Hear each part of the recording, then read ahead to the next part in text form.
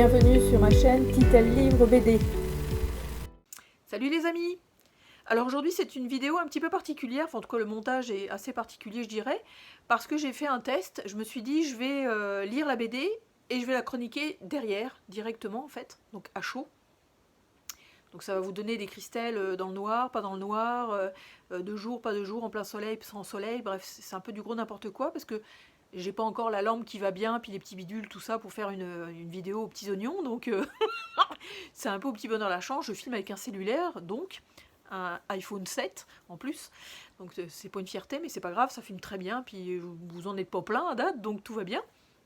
En tout cas, donc dans cette vidéo-là, je vous présente 3 types de lectures de BD différentes.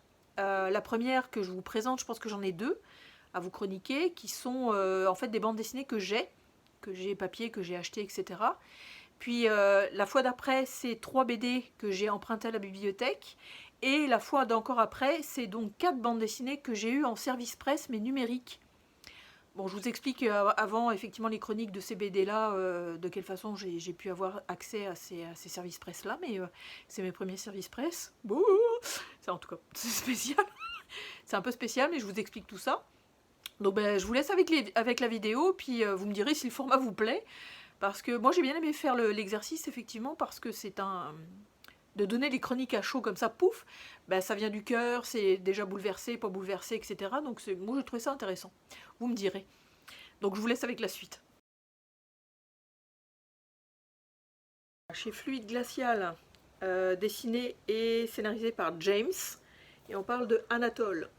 Il fait partie de ma palle petit bac. On va commencer par la catégorie de la première finalement, qui était en fait le prénom dans le titre. Puis finalement j'ai lu les 2. Donc il y en a un autre qui suit. Donc Anatole. Alors, bah, chouette, vraiment chouette. Vraiment des tranches de vie. C'est vraiment ça qui est donné de cette façon-là, parce que par page, c'est une année de vie. Donc on commence vraiment à 0-0. On commence vraiment à aller Madame Poussée. C'est un garçon. Et on termine effectivement avec ça. Donc entre deux, effectivement, bah, c'est la vie de quelqu'un, en fait, c'est la vie d'Anatole.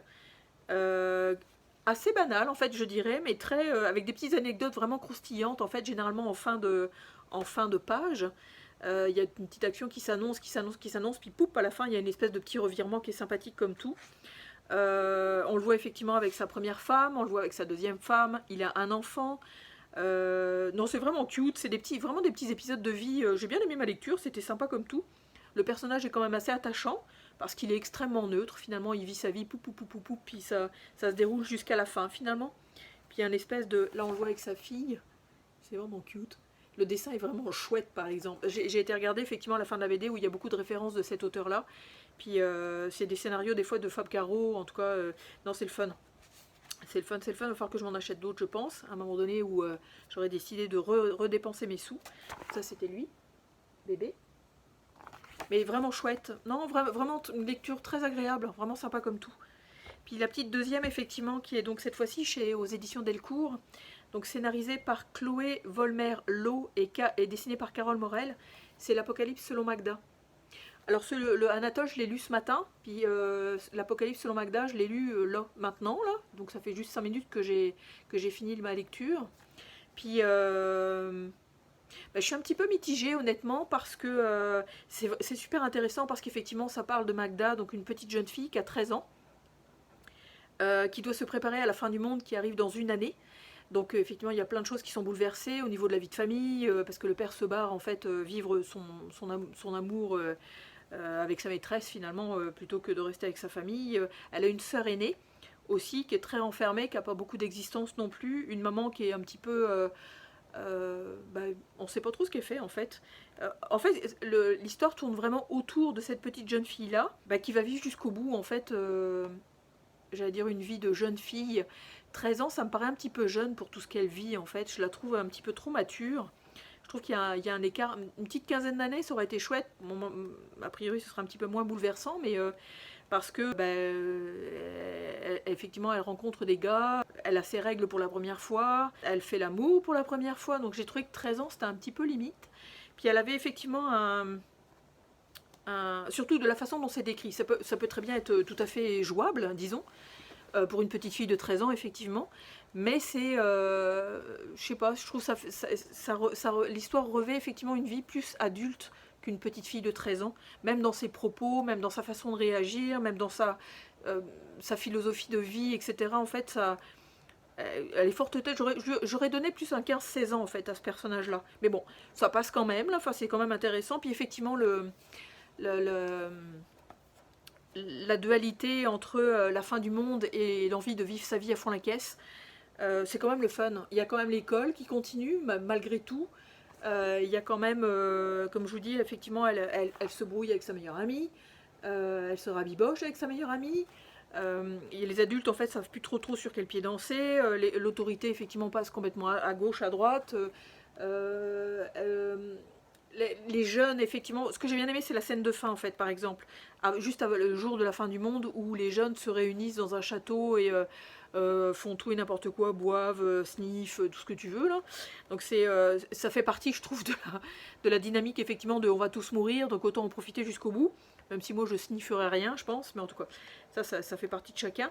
Mais j'ai bien aimé, effectivement, la dernière scène. Puis le revirement de situation, en fait, qu'on voit au départ, où effectivement, la fin du monde, finalement, n'aura pas lieu. Donc le monde est complètement bouleversé, sans dessus-dessous, il y en a qui ne travaillent plus, les supermarchés existent quasiment plus, l'électricité en a quasiment plus non plus, enfin bref, il y a plein de choses qui font que le monde va repartir dans l'autre sens, mais par rapport à tout ce qu'elle a vécu, ça lui fout un peu la trouille en fait, puis elle veut pas en fait.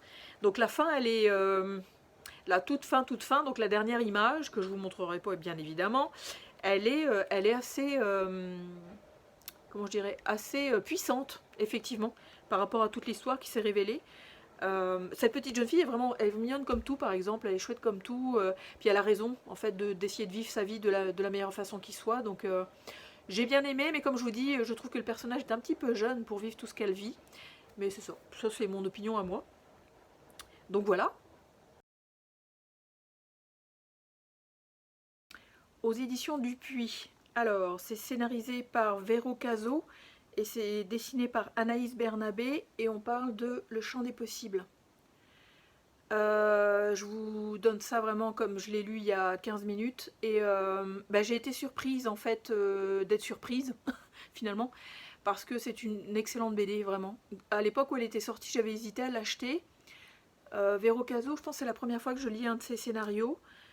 C'est bien foutu, c'est solide, ça parle beaucoup d'amour, parce qu'en fait on y suit, donc c'est pour ça qu'elle est coupée en deux ici, on suit Marsu Chevalier, qui est une jeune architecte pleine de talent, qui est mariée avec un potier, je pense d'origine japonaise, et qui croise en fait dans une activité quelconque, je ne me souviens plus où, mais elle croise Tom Robinson, qui est un informaticien en fait assez chevronné, parce qu'il a inventé un programme qui s'appelle Atom, A-T-H-O-M-E, qui emmène dans un monde de réalité totalement virtuelle. Donc elle, au début, en fait, elle est un petit peu réticente, elle sait pas trop, elle est quand même assez fonceuse et assez tête baissée et compagnie, donc... mais c'est comme un diesel, faut que ça met du temps à démarrer, mais une fois que c'est parti, c'est let's go camarade. Puis elle se laisse effectivement embarquer dans ce programme-là au fur et à mesure. Donc du coup, avec son mari, effectivement potier, et ils ont des vies quand même un petit peu éclatées, donc ils sont pas très... ils se voient, ils se voient pas, ils se voient pas, mais quand ils se voient, en fait, effectivement, ils ont quand même une vie amoureuse extrêmement intense quand même. Et donc quand elle vit avec lui, avec cette réalité virtuelle-là, donc effectivement elle a le casque, lui s'en inquiète pas tant que ça, mais commence à trouver effectivement que le casque est un petit peu trop présent dans sa vie à elle. D'autant qu'il commence effectivement à soupçonner que elle retrouve ce tome dans la réalité virtuelle. Et c'est pas une surprise parce que dans tous les résumés que vous allez voir, puis même en quatrième de couverture, elle tombe amoureuse de ce tome en fait, dans la réalité virtuelle et dans la réalité, la vraie finalement. Parce qu'il se voit aussi en parallèle, beaucoup plus dans la réalité virtuelle que dans la réalité qu'on connaît nous, là, dans laquelle on vit finalement. Donc en fait, cette BD-là, j'ai favorablement été impressionnée parce que, comme je vous disais, le scénario se tient bien. C'est pas mièvre, hein. C'est pas gnangnan et fleurs bleues et compagnie, au contraire, parce que ça soulève des problématiques de c'est quoi un couple, c'est quoi l'idée classique d'un couple, est-ce que c'est vraiment homme-femme ensemble ou est-ce que ça peut être effectivement deux amours en même temps. Il y a aussi en fait le désir d'enfant qui se met aussi dans cette dynamique-là à un moment donné, parce qu'elle n'en a pas, mais puis elle en veut pas. Donc est-ce qu'elle va en vouloir à un moment donné ou pas, on ne sait pas. Et puis les relations amoureuses des deux couples présentés, en fait, donc qui sont quand même avec la même femme, mais qui sont présentées effectivement de façon quand même assez séparée, elles sont belles à voir. Et les deux relations sont belles à voir. Elles sont un petit peu différentes quand même, parce que ce sont effectivement des hommes différents. Mais c'est vraiment, vraiment chouette à considérer en fait. Donc moi c'est une BD que je vous recommande vraiment au niveau de la lecture. D'abord parce que ça interroge énormément sur c'est quoi la réalité virtuelle aussi, de quelle façon on peut la voir dans nos vies et de quelle façon on peut la développer, c'est quoi la limite entre partir dans le virtuel ou rester dans la réalité. En tout cas, il y a vraiment plein d'interrogations là-dessus, c'est sûr. Puis ça passe effectivement par la relation humaine, donc c'est ça qui est intéressant, parce qu'il y a des relations d'amitié aussi, que ce soit dans le virtuel, encore une fois, et dans la réalité. Il y a tout un aspect effectivement succès dans la vie et de quelle façon on peut reproduire tout ça aussi dans le virtuel. Donc c'est vraiment une super belle histoire. Puis alors les dessins au secours sont sublimissimes. Dans la réalité en fait les dessins sont très très fins, très, très stylisés en fait, très bien agencés comme ceci par exemple. Et quand on tombe dans la réalité virtuelle, j'aime bien le mot tomber d'ailleurs, bah, ça fait comme ça en fait. C'est plus léger, plus crayonné. On dirait plus effectivement que la dessinatrice a utilisé du crayon de papier, quoi. Enfin, pas du crayon de papier, mais du crayon de couleur en fait. Là, c'est aussi en fait des scènes qui sont décrites quand ils vont s'éclater en boîte. Donc c'est encore une autre façon de décrire l'action. Mais je vous dis effectivement, la réalité virtuelle, elle est aussi douce que ça en fait. Elle est très très douce, même si la réalité réelle, je ne sais pas trop comment utiliser ça, elle est quand même aussi très douce aussi en fait. Elle a vraiment des pattes graphiques complètement différentes dans cette BD là, ce qui donne des ambiances complètement différentes aussi. C'est vraiment vraiment intéressant, vraiment chouette. Puis l'histoire est belle, vraiment. Les relations humaines sont vraiment saines, je dirais. Il y a un respect de chacun en fait dans cette bande dessinée là qui est vraiment, vraiment chouette. Je vous en fais une petite dernière, regardez-moi ça, c'est pas chouette. Donc non, c'est une très très belle association entre ces deux femmes là pour représenter effectivement cette histoire qui est vraiment chouette. Donc c'est une BD que je vous recommande effectivement si ça vous tente en fait d'aller au-delà finalement. Donc à lire. Alors, les deux prochaines bandes dessinées que j'ai lues, il y en a une que j'ai beaucoup aimée, il y en a une où j'ai moins été attirée en fait, j'ai moins été happée disons, par l'histoire. On va commencer par celle-là. C'est chez Le Lombard, c'est scénarisé et dessiné par Olivier Grenson, ou Granson, je sais pas comment ça se prononce, et ça s'appelle Le Partage des Mondes. C'est quand même une grosse BD effectivement, même si le dessin est quand même assez aéré. On y suit en fait une petite fille et un vieux monsieur. C'est pendant la guerre, la Seconde Guerre mondiale. Puis Londres est effectivement bombardée tout le temps. Donc ils vont se croiser l'un et l'autre, ils ne se connaissent pas. La petite fille en fait est perdue dans les rues de Londres. Puis le vieux monsieur va l'aider en fait, il va la prendre sous son aile finalement. Donc ils vont avoir vraiment un contact tous les deux très fort, parce que très naturel et très joli. En fait, j'ai bien aimé la lecture de cette bande dessinée là. Le dessin est absolument magnifique par exemple. Mais je sais pas, j'étais peut-être pas dans l'humeur en fait pour lire une histoire de rencontre pendant une Seconde Guerre mondiale. En tout cas, je sais pas. Mais non, vraiment chouette. Les dessins sont vraiment magnifiques. C'est du crayonné, c'est superbe, vraiment vraiment. Puis l'histoire prend son temps, l'histoire se développe petit à petit. Je pense qu'ils passent quelques jours ensemble en fait. Je vous montre aussi encore. Ils passent quelques jours ensemble en fait pendant les bombardements effectivement londoniens. Puis lui, en fait, le vieux monsieur va essayer de retrouver la famille de cette petite fille. Puis à un moment donné, effectivement, ils vont retomber sur la maman. Mais on voit plein de choses. On voit effectivement quand ils se réfugient dans le métro pour échapper au bombardement. On voit plein de... C'est quand même bien documenté, c'est vraiment intéressant. Et ce que j'ai bien aimé aussi, en fait, c'est le petit côté onirique.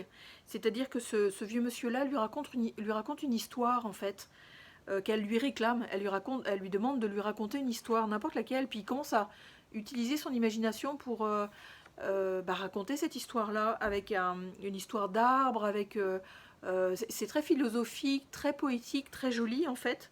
J'ai essayé de retrouver des dessins qui en parlent.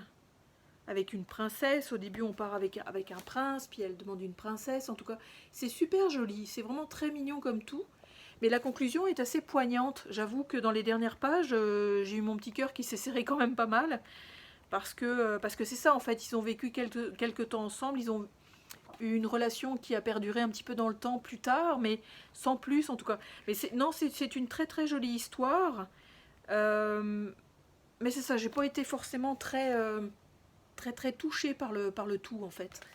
Donc non, chouette. C'est une lecture que je vous recommande parce que c'est superbement dessiné, c'est très joli, l'histoire est vraiment très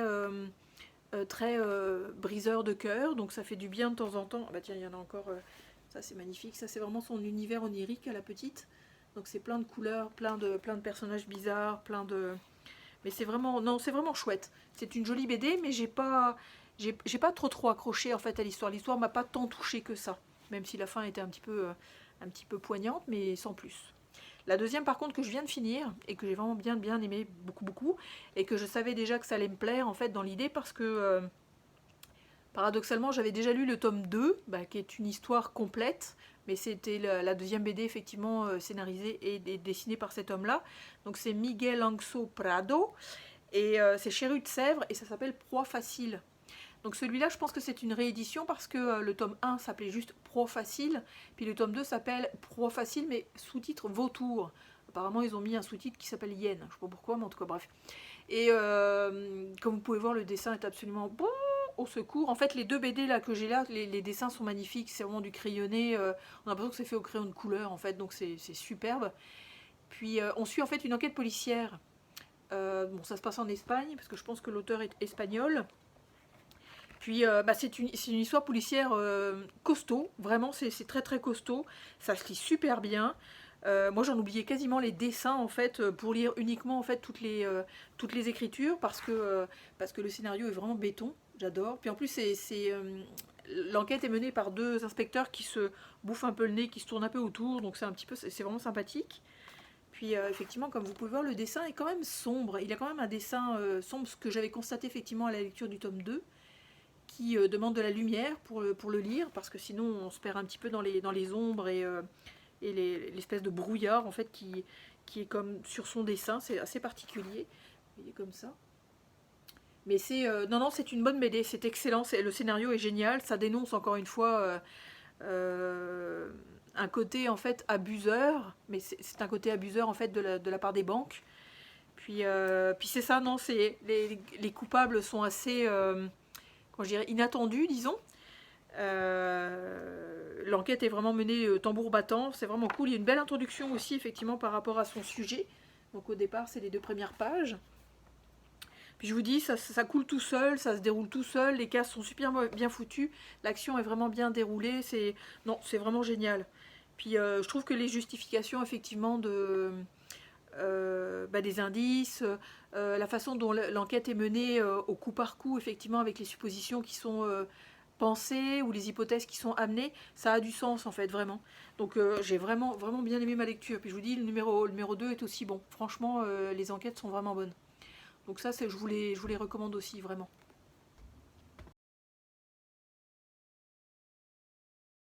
Salut. Alors, je vous fais une petite introduction finalement au bouquin dont vous allez avoir les chroniques qui suivent, parce que ce sont mes premiers services presse numériques. Donc je voulais quand même vous introduire effectivement de quelle façon je me les suis pas procurés, mais quasiment. C'est grâce en fait à Jean-François sur Instagram, en fait, il s'appelle Bulle Noire, qui m'a comme indiqué effectivement ce site internet là, sur lequel on peut s'inscrire si on est libraire, si on est éditeur, si on est pas vraiment lecteur, mais on peut être influenceur aussi comme moi finalement. Puis j'ai quand même été acceptée, même si j'avais juste 500 abonnés, puis c'est ça, ma chaîne a démarré seulement que depuis 1 an, mais mon Instagram aussi finalement. Donc ça s'appelle NetGalley. J'ai trouvé ça super intéressant, effectivement, j'ai tenté le coup en fait.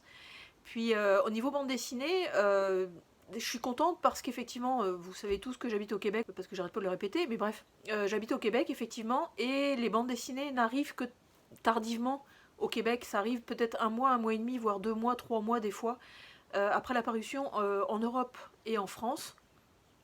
Donc c'est un petit peu compliqué d'être influenceur, avec plein de guillemets évidemment, mais effectivement de vouloir partager ses lectures comme 3 mois plus tard, après la bataille finalement.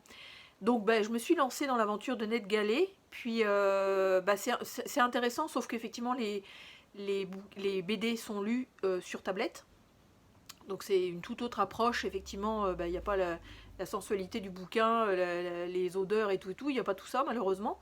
Mais effectivement, c'est quand même sympathique de pouvoir lire certaines bandes dessinées que je n'aurais peut-être pas achetées. Donc si je trouve des pépites, je vais probablement me les procurer papier. Mais c'est ça, si j'ai apprécié ma lecture, j'en fais une petite chronique probablement sur Instagram. Puis je fais aussi effectivement une chronique sur ma chaîne YouTube, mais il n'y a aucune obligation là-dedans. Enfin, je veux dire, c'est pas du tout. Il n'y a pas marqué vous avez l'obligation de donner votre avis, gna gna gna, pas du tout. C'est ça qui est chouette. Ce qu'il faut savoir aussi, en fait, avec ce système-là, c'est que on fait des demandes pour pouvoir lire certaines bandes dessinées. Puis la maison d'édition, je pense, accepte ou n'accepte pas effectivement qu'on y ait accès. À date, je pense que je vous en chronique 4. Puis je crois que j'en ai encore 2-3 autres à lire aussi. Et il y a une période de fin. C'est-à-dire que des fois, ça se télécharge sur l'application. Moi, je lis ça sur ma tablette. Donc ça se télécharge sur l'application tablette. Ou alors, on peut télécharger le PDF. Est-ce que le PDF va rester effectivement sur ma tablette? Je ne sais pas, ou va s'auto-détruire à un moment donné. Moi, je suis pas très... Enfin, je suis un peu techno, mais pas à ce point-là. Donc, je ne connais pas les subtilités de la chose. Mais, par contre, effectivement, quand on les télécharge sur l'application, ça reste juste une période de lecture, donc ça peut être 3 semaines, 1 mois, apparemment 2 semaines, je sais pas trop. À date, j'ai réussi à les lire, donc c'est ça. Donc je vais vous laisser avec les chroniques que j'ai faites, donc mes premiers services presse. Ouh, mais c'est sûr que ce serait plus chouette de les recevoir papier, ça c'est certain. Mais bon, à date, moi je préfère les acheter, honnêtement, j'adore les acheter, donc voilà.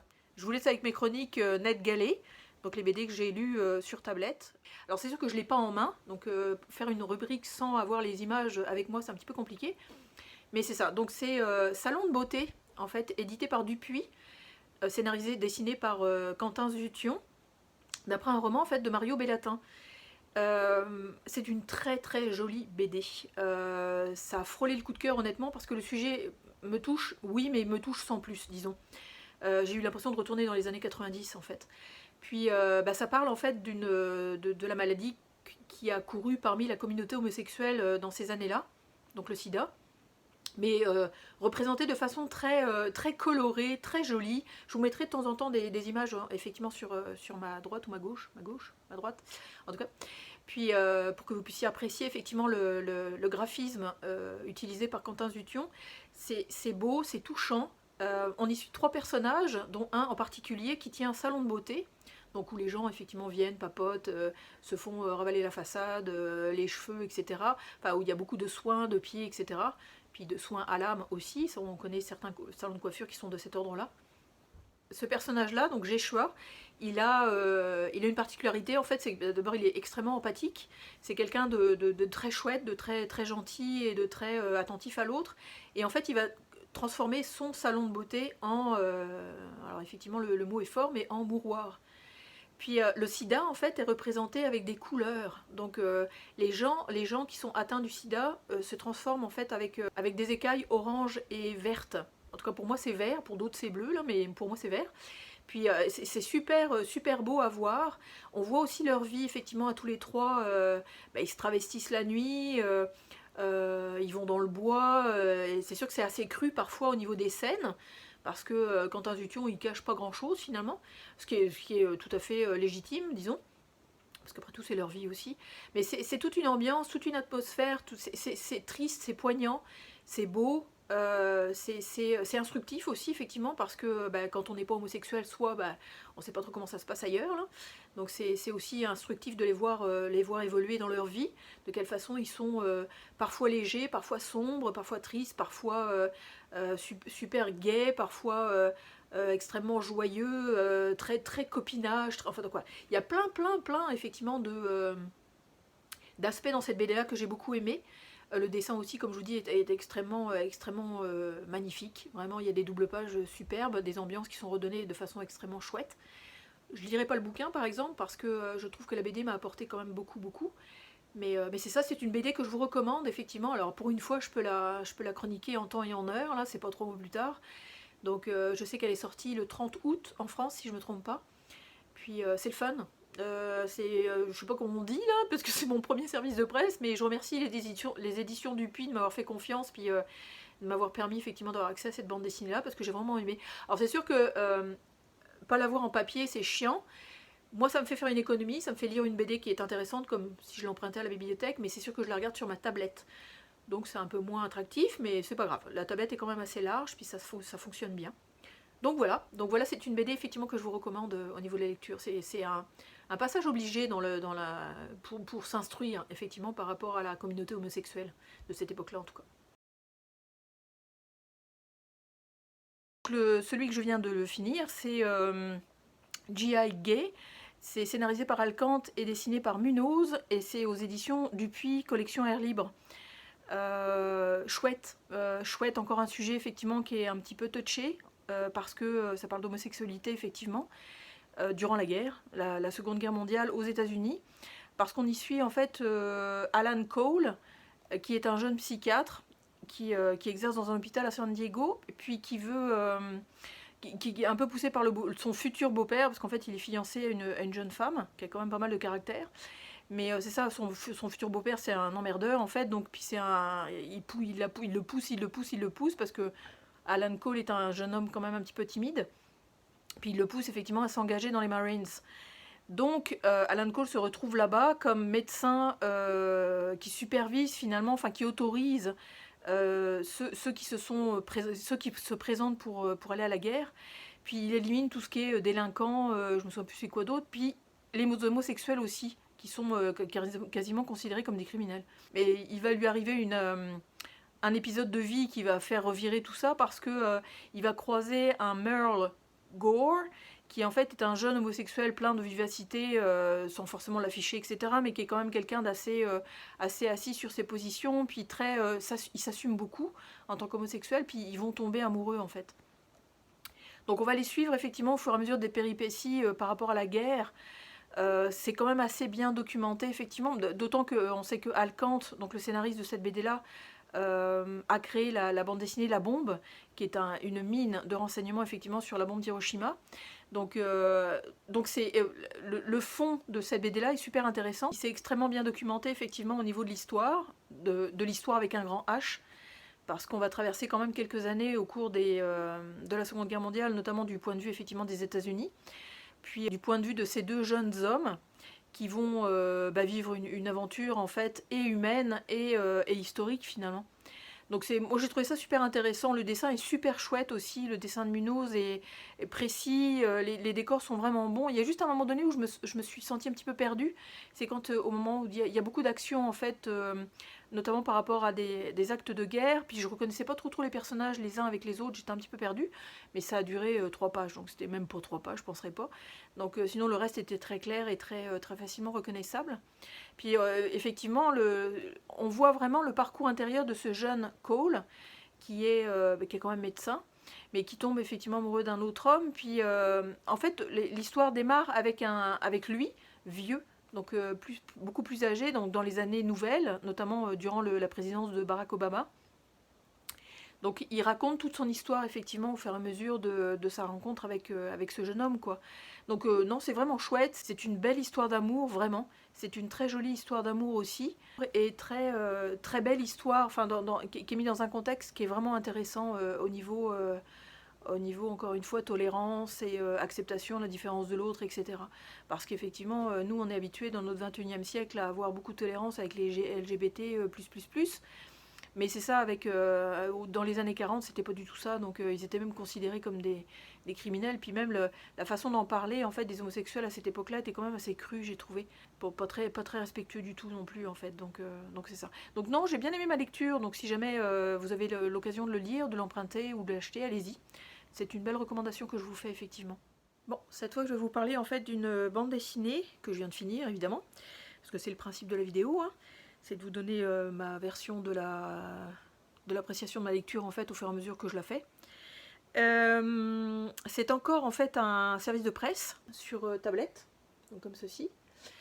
Là on parle de Ce que les corbeaux nous laissent chez Dupuis, donc scénarisé, dessiné, tout ça par Sophie Lelier. Puis ce qui est intéressant en fait à lire ça sur tablette finalement, c'est que on voit vraiment la patte graphique sur tablette. C'est pas du dessin, c'est drôle parce que ça rend le dessin plus lumineux, plus pas forcément dans le bon sens du terme, mais plus lumineux, genre ça parle ordinateur en fait. Ça a été fait sur des tablettes graphiques ou sur ordinateur ou je sais pas. Donc j'ai du mal à m'habituer un petit peu en fait, j'avoue.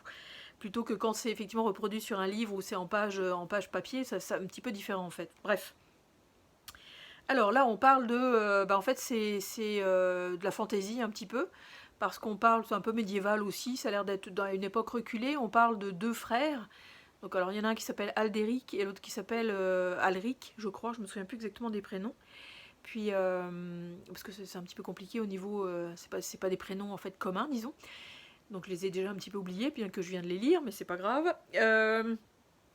Donc on suit ces 2 frères-là, en fait, ça commence dans les premières pages, ils se sont confrontés effectivement à des gens en fait méchants, et un des 2 frères, donc le frère aîné, se fait tuer. Donc toute la bande dessinée est effectivement sur l'histoire du deuil de ce jeune garçon-là, qui a perdu son frère aîné en fait quand même assez dans ses jeunes années, disons. Puis on le voit un petit peu plus vieux plus tard, où en fait c'est un mini délinquant, il accepte rien, il est juste dans l'idée de vengeance, retrouver les gens qui ont tué son frère. Et il y a la maman en fait de ces 2 enfants-là, qui elle est un petit peu sorcière, un petit peu considérée comme quelqu'un à part par la communauté effectivement dans laquelle elle vit. La bande dessinée est vraiment sur cette thématique-là, sur la thématique du deuil, de l'acceptation effectivement de la mort de l'autre, même si c'est fait de façon très pas normale, disons, quand même. Se faire assassiner, c'est pas quelque chose qu'on rencontre tous les jours, évidemment. Mais c'est ça, donc oui, j'ai bien aimé, mais sans plus. Honnêtement, j'ai trouvé que c'était un petit peu... je suis pas forcément le public cible pour ce genre de bande dessinée-là, parce que je trouve ça... oui, le thème est intéressant, effectivement, sur le deuil, puis, mais la vengeance, des fois, moi, ça me dépasse un peu. Enfin, j'en ai un peu marre, surtout quand on se rend compte que finalement, la vengeance, ça sert à rien. Ce qui est la conclusion philosophique majeure, évidemment. Donc le dessin est super beau, par exemple. Le dessin est très joli. Les ambiances sont quand même chouettes, même si effectivement ça sent l'ordinateur à plein nez. Mais il y a vraiment du boulot là-dessus, là, parce qu'il y a 160 pages, je pense, quand même, de BD. Donc il y a vraiment beaucoup de travail, effectivement. Mais c'est ça, j'ai pas trop accroché, effectivement. L'histoire est quand même assez classique. Les personnages sont chouettes, mais c'est pas les premiers qu'on voit, en fait, effectivement, à être confrontés à ce genre de thématique-là. Donc c'est ça. Non, j'ai bien aimé ma lecture, mais sans plus en fait. C'est pas une des bandes dessinées que j'achèterais finalement. Une autre BD aussi que j'ai lue en fait récemment. J'aurais dû faire ma review tout de suite, mais j'ai eu un coup de pause et que j'ai mis ma review effectivement sur Instagram, donc ça m'a rappelé un petit peu. Parce que c'est aussi effectivement un service de presse, donc numérique. Ça s'appelle Retour à Tomioka. C'est de Laurent Galandon et Michel Crouza. Donc Crouza au dessin et Galandon en fait au scénario. Et c'est chez Jungle Edition.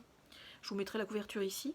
Ça par contre c'est un coup de cœur. Honnêtement, j'hésite même à acheter effectivement la BD en papier, parce que j'ai vraiment envie de la lire une nouvelle fois. Là on y suit en fait 2 jeunes japonais. On suit Osamu et Akiko, donc 2 frères et sœurs. Donc Osamu c'est le petit garçon et Akiko c'est la petite jeune fille. Je pense qu'ils ont comme 12, 13, 14 ans en fait. Le petit garçon il a 9 ans, un truc comme ça. Puis ils vont partir en fait, ils vont malheureusement perdre leur grand-mère. Donc ça c'est dans les premières pages de la BD. Puis ils vont en fait l'emmener à la ville, dans la ferme qu'elle habitait au départ. Et la ferme en fait étant dans le rayon, dans l'environnement de Fukushima, donc la fameuse catastrophe nucléaire qui s'est produite. Et ils vont repartir dans les zones en fait irradiées. Donc la BD est super touchante. Enfin, je veux dire, c'est entre le manga effectivement et le film d'animation. D'ailleurs, je crois qu'il y a un film d'animation qui est en cours de route. Il y a une des personnes qui me suit sur Instagram qui m'en a fait la remarque. Donc je pense que ça va être super génial. Donc c'est les mêmes dessins. J'ai vu la bande-annonce, c'est exactement les mêmes dessins. parce que le dessin est super beau, enfin je veux dire les couleurs sont chouettes en fonction des actions, fait que ça peut être jaune ou vert ou bleu, c'est super beau vraiment. Puis les petits personnages sont vraiment hyper attachants, très courageux, un peu insouciants effectivement. Le petit garçon lui il voit beaucoup les yokai qui sont comme des petits êtres, je sais pas si on peut dire maléfiques, mais des petits êtres effectivement spirituels qui naviguent dans la vie mais qu'il est le seul à voir, puis qui l'encourage aussi à faire des choses. Donc j'ai vraiment beaucoup aimé ma lecture, j'ai vraiment trouvé ça super intéressant. Donc ouais, je saurais pas comment en parler plus parce que faut le découvrir au fur et à mesure effectivement qu'on le lit. Parce qu'il y a plein de petits rebondissements effectivement au fur et à mesure. Il y a effectivement les adultes qui voudraient pas qu'ils aillent dans les endroits dangereux. Eux qui y vont pareil. Il y a des paysages des fois qu'on découvre. Il y a des animaux. Il y a des gens qui vivent aussi dans les endroits irradiés. Donc qui essayent de protéger, pour le personnage qu'on suit, qui essaye de protéger les animaux. Donc non, c'est une très chouette lecture vraiment. Ça pourrait être quand même pour jeunesse, histoire de faire prendre conscience que c'est quoi effectivement une catastrophe nucléaire et quelles en sont les conséquences. Mais je trouve que pour un adulte de mon âge, disons, ou même plus vieux, ou même plus jeune, ça peut être une très bonne lecture. Donc c'est vraiment une lecture que je vous recommande. Ça a vraiment été un coup de cœur, vraiment un coup de cœur. Puis c'est la même Christelle en fait que vous retrouvez, que vous avez déjà vu à l'introduction, parce que je vais conclure effectivement ce que j'ai donc présenté avant, en espérant que ça vous a plu, en espérant que le format vous a pas trop arraché les yeux, disons. Puis c'est ça, je vais peut-être refaire l'exercice à un autre moment, on verra. Mais j'espère que ça vous aura donné des idées, comme d'habitude. J'ai eu quand même des belles lectures que vous avez pu constater, donc c'est vraiment chouette encore une fois. Puis n'hésitez pas à vous abonner si vous découvrez ma tronche avec cette vidéo-là. Surtout si vous êtes arrivé jusqu'au bout en plus, ce qui est merveilleux, merci d'être allé jusqu'au bout. Puis mettez des commentaires, j'adore vous répondre, j'aime beaucoup ça. Puis c'est ça, puis mettez des petits pouces, des petits pouces donc. Puis je vais vous laisser à vos lectures, je vais reprendre les miennes. Je vais vous souhaiter d'excellentes lectures BD et je vous dis à très bientôt. Salut!